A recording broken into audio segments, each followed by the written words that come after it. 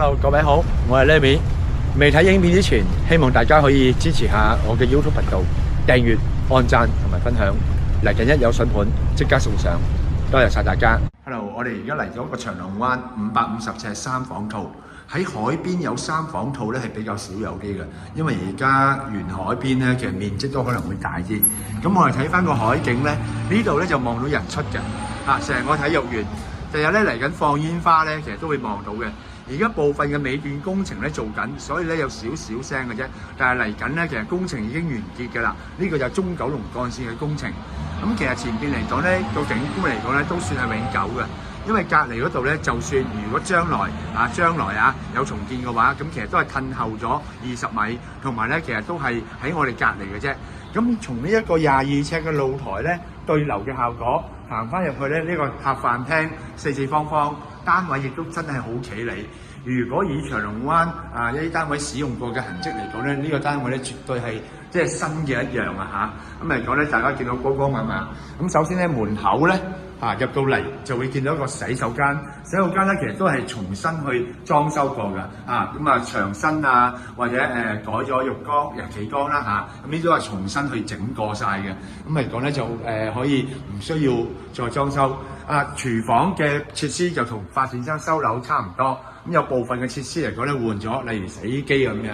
咁跟住咧，我哋由廳咧行翻去16尺嘅工作平台，有一個對流嘅效果㗎。如果開咗之後，其實夏天咧亦都會好涼㗎，唔需要點樣開冷氣講咧都可以足夠。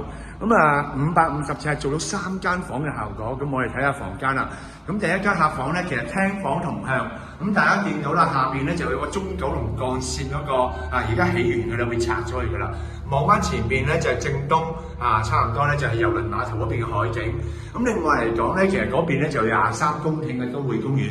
咁即係話呢個單位咧，除咗望海景之外咧，亦都係望23公頃嘅都會公園。咁目測咧，或者我哋做開呢度都知㗎啦。呢間房咧其實接近2米乘2米嘅。咁當然啦，550尺3間房，咁房間嚟講咧就啱啱好咯。可以擺到3乘6嘅床之外，仲可以擺到衣櫃3乘2尺嘅衣櫃，仲有少少走動空間。但係可以重點一提嘅就係主人套房呢個位置就好好用，因為點解咧？佢會有一個位置咧做衣帽間嘅，做一個 L 嘅衣帽間。呢度足夠咧係2尺深，一個 L 嘅衣帽間大衣櫃。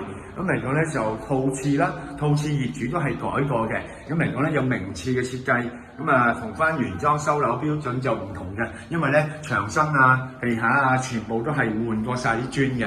咁嚟講咧，我哋再望翻主人房，主人房大家睇到咧6尺鬆啲嘅，咁呢度乘翻咧接近有9尺幾所以嚟講咧其實都係比較寬敞㗎。望翻個景觀嚟講咧，就係望翻個海景咧落得多啲啦。咁大家睇到其實個景觀嚟講咧係好開揚嘅。呢度咧就會望到日出正東嘅海景。其實前邊咧係唔會有遮擋嘅。呢個景觀咧係屬於永久嘅。咁如果對大家咧對呢個單位有興趣嘅，可以聯絡翻我哋志高物業志 Top 教你帶大家去介紹翻。多謝晒。光猛嘅